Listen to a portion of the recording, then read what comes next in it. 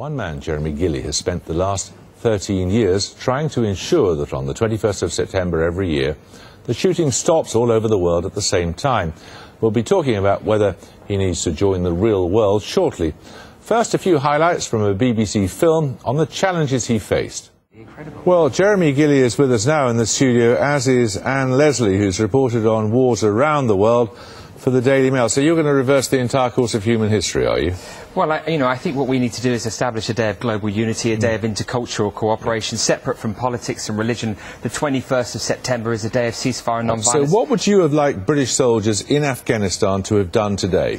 Well, what I'd like to have seen is what we've seen over the last few years, which is in Afghanistan, NATO, ISAF, the Afghan government, the coalitions observed the day, and as a consequence of observing that day, that allowed humanitarian vaccinators to go into those areas and vaccinate millions of children. Yes. No, it's happened for the last 3 years running. So if they were attacked today, they should not have done anything. It didn't happen today because of parliamentary elections, but for the last 3 years running, Jeremy, it has worked, and as a consequence of that ceasefire, 4.5 million children have been vaccinated.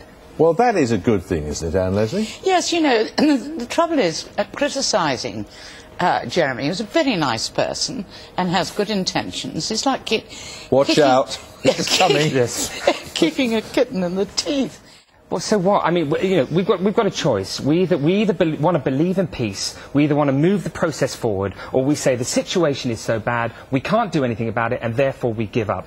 I don't want to get up every day. I don't want young people to get up every day and believe that the situation is so dreadful that there's nothing they can do. The 21st of September has been created as a day of ceasefire and non-violence for ordinary people to do things. In every single country of the world, Jeremy, there are millions of people involved in processes. There are 84 different life-saving activities going on today in 31 countries. If those ceasefires hadn't have happened in Afghanistan, the 4.5 million children wouldn't have been vaccinated. And if it was your child who was vaccinated, you'd be saying it was the greatest day. Yes, individually. Well, exactly, but that's what happened, Anne. No. And I respect your opinion, but we must... Be very disrespectful. Well, you don't respect his. No, exactly.